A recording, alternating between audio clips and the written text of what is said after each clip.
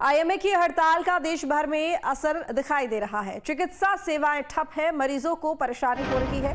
Kolkata rape murder मामले का UP में भी असर देखने को मिल रहा है। मेडिकल प्रोटेक्शन एक्ट लागू करने की मांग की जा रही है, केवल इमरजेंसी सर्विसेज जारी रखी हैं। तो बता दें आपको कि प्रदेश भर में हड़ताल की जा रही है। कोलकाता रेप मर्डर मामले को लेकर डॉक्टर्स हड़ताल पर है। देश भर में असर इसका दिख रहा है। चिकित्सा सेवाएं ठप हैं, मरीजों को परेशानी हो रही है।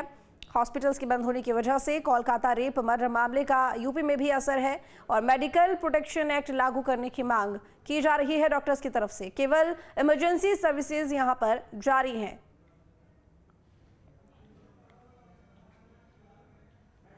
तो देखिए तस्वीरें, गाजियाबाद, आगरा, लखनऊ, प्रयागराज, उन्नाव, हर जगह यही तस्वीर।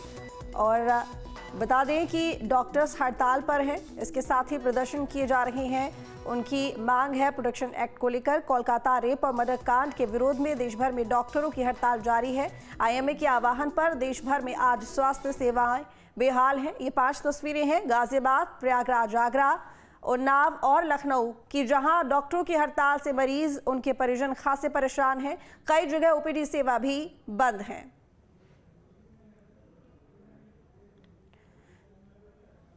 तो ज्यादा जानकारी के लिए कानपुर से हमारे साथ श्याम जुड़ गए हैं और साथ ही लखनऊ से हमारे साथ में अविनाश जुड़े हुए हैं। सबसे पहले अविनाश, रुख आपका, लखनऊ में क्या तस्वीर देखने को मिल रही है? जाहिर तौर पर मरीज भी परेशान हो रहे होंगे क्योंकि हॉस्पिटल्स बंद हैं।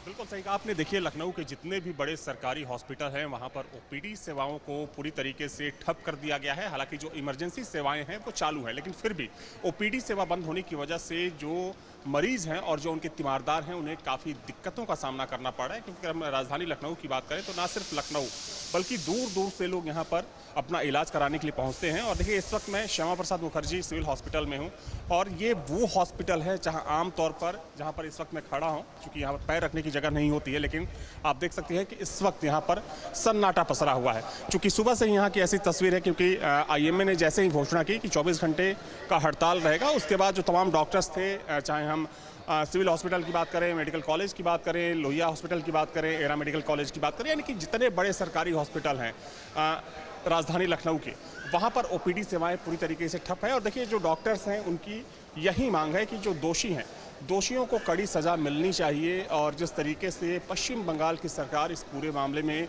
हीला हवाली कर रही है, पश्चिम बंगाल की सरकार को बर्खास्त कर वहाँ पर प्रेसिडेंट रूल लगाने की ज़रूरत है।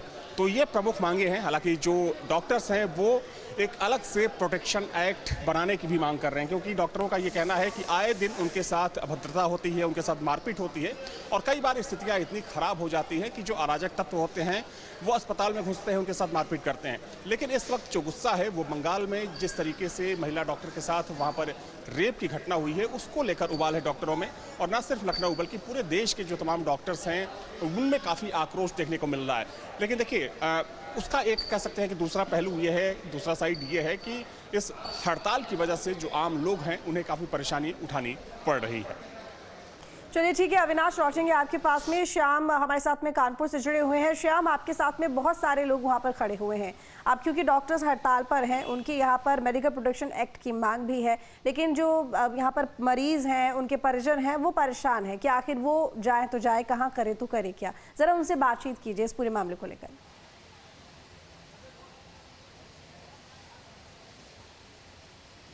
देखिए, बिल्कुल एक तरफ सवाल यह है कि मरीज़ के परिजन जाए कहाँ, मरीज़ कहाँ पर जाए और इलाज कहाँ पर कराएं। वहीं दूसरी तरफ डॉक्टरों की सुरक्षा भी सवालों के घेरे में है।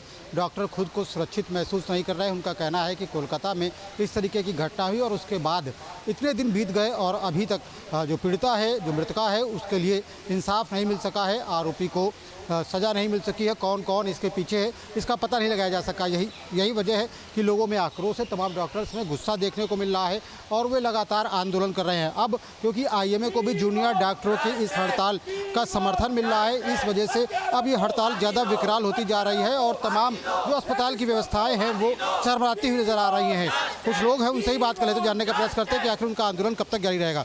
ये बताइए कि अब तमाम व्यवस्थाएं जो अस्पताल की वो भी गड़बड़ाने लगी हैं, आपका आंदोलन कब तक जारी रहेगा? ये आंदोलन अभी तो अनिश्चित काल के लिए है। अभी इमरजेंसी और आईसीयू की सुविधाएं हम अभी शुरू कर रखी है। हमने सिर्फ ओपीडी बेसिस पे हमने ओपीडी बंद कर रखी है। जब तक जो गैंग रेप की पीड़िता है जिसकी हत्या कर दी गई, जब तक उसे निष्पक्ष जांच हो के आरोपियों को सज़ा नहीं मिलती। और एक मांग हमारी ये भी है कि जो ऑन ड्यूटी डॉक्टर्स होते हैं, बहुत ही बुरी कंडीशन में काम करते हैं, उनके लिए एक संरक्षण के लिए सेंट्रल प्रोटेक्शन एक्ट की मांग करते हुए अभी हम ये धरना प्रदर्शन कर रहे हैं और आगे ये अभी जारी रहेगा। मेडिकल प्रोटेक्शन एक्ट की बात कर रहे हैं आप? नहीं, सेंट्रल प्रोटेक्शन एक्ट। और हम ये चाहते हैं देश की, जरूरी नहीं ये तो डॉक्टर बेटी थी, हम देश की हर एक महिला, हर एक बेटी, सबके लिए सुरक्षा की मांग करते हैं। ऐसी किसी भी घटना की पुनरावृत्ति दोबारा पूरे देश में कहीं नहीं होनी चाहिए। ऐसा जघन्य अपराध जिसके लिए मतलब जो भी सजा हो वो कम है। क्या लगता है सजा क्यों नहीं मिल पा रही, कार्रवाई क्यों नहीं हो पा रही? वहाँ पर कुछ लग रहा है पॉलिटिकल प्रेशर वगैरह है? पॉलिटिकल प्रेशर तो अभी फिलहाल ऐसा तो लग नहीं रहा है, लेकिन ऐसा होना नहीं चाहिए। दबाव नहीं होना चाहिए पॉलिटिकल, जो भी हो निष्पक्ष जांच होनी चाहिए। मांग हमारी यही है। और लोग हमसे बात करते हैं। अब मैं मांगे आइए, ये बताइए कि कब तक आपका प्रदर्शन इस तरीके से जारी रहेगा और आज आप लोगों ने क्या क्या किया है? देखिए, जब तक कि विक्टिम को जस्टिस नहीं मिल जाती, जो उसके गुनहगार हैं उसको फांसी नहीं हो जाती, हमारा प्रदर्शन जारी रहेगा।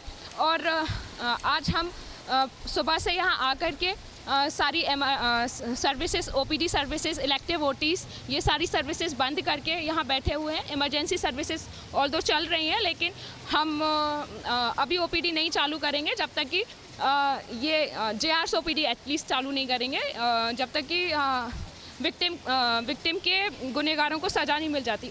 और जो मॉब अटैक हुआ था उस पर मैं ये बोलना चाहूँगी कि मैंने एक न्यूज़ चैनल में देखा कि उसके 20 जो कल्प्रिट्स हैं जो उसमें शामिल थे, वो उनको आइडेंटिफाई करके पकड़ा गया है। तो अगर उनको पकड़ लिया गया और वो 20 लोग उसमें इन्वॉल्व थे, उन्होंने एविडेंस की टैम्परिंग करी है अगर, तो उनके लिए भी हार्ड पनिशमेंट होनी चाहिए। ये कोई तरीका नहीं है कि आप कहीं पर भी इस तरीके से हमला कर दें और बच जाएं। हमला करने वाले बचने नहीं चाहिए। गुस्सा है आप लोगों में, आक्रोश है, कब तक ये आक्रोश जारी रहेगा? और अभी तो आप लोग केवल इमरजेंसी सर्विसेज देख रहे हैं, क्या आने वाले वक्त में ये भी हो सकता है कि इमरजेंसी सर्विसेज भी बंद कर दें? देखिए, अभी तो हम लोग ने इमरजेंसी सर्विसेज चालू रखी हैं। हमने बस ओपीडी बेसिस और इलेक्टिव जो चीज़ें हो रही हैं उनको रोका है। मगर अगर ये हमारी मांगें नहीं पूरी गई, हमारे बेटियों के लिए, हमारे बहनों के लिए अगर सुरक्षा नहीं की गई, तो हम ये जो भी डिसाइड होगा पूरे पैन इंडिया में, तो हम उनके साथ रहेंगे। आने वाले समय में अगर ऐसा चलता रहा, सरकार हमारी बातें नहीं सुनती हैं, तो हमें इमरजेंसी सुविधाएं बंद करनी पड़ेंगी। तो हम नहीं तो असहाय फील कर रहे हैं, ना हमारे साथ सरकार है, ना आम जनता है। ये बस एक डॉक्टर का रेप और हत्या नहीं हुआ है, ये एक देश की बेटी का हुआ है। ये चीज़ सबको समझना होगा कि एक देश की बेटी थी, और वो भी ऐसे प्रोफेशन में थी जहाँ पर 36 घंटे ड्यूटी लोग करते हैं। उसके बाद भी अगर उसके रहने की सुरक्षा नहीं है, तो ये सरकार का फेल्योर है। फेल्योर मान रहे हैं, पश्चिम बंगाल की सरकार का फेल्योर है, केंद्र सरकार का फेल्योर है, कौन फेल हो रहा है? हमारे साथ में गोरखपुर से जुड़े हुए हैं विनय। गोरखपुर में क्या हालात देखने को मिल रहे हैं? क्योंकि डॉक्टर्स में नाराजगी है, वो चाहते हैं कि प्रोटेक्शन एक्ट लागू किया जाए। इसके साथ ही जो ये हड़ताल है, ये कब तक रहने वाली है?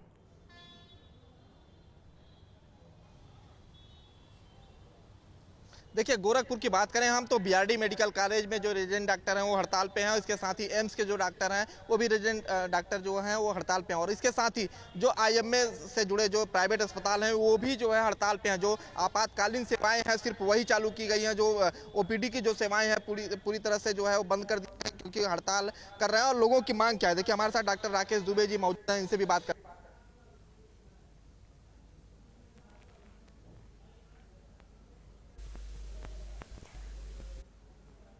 विनय, आपकी आवाज हम तक नहीं पहुंच पा रही है, आवाज ठीक कीजिए प्लीज।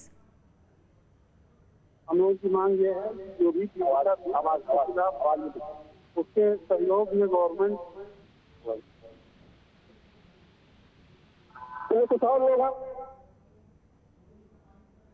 विनय, क्या आप हमें सुन पा रहे हैं?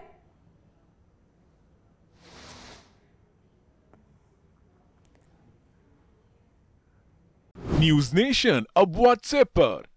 खबरों के ताजा अपडेट के लिए न्यूज नेशन के इस QR कोड को स्कैन करें।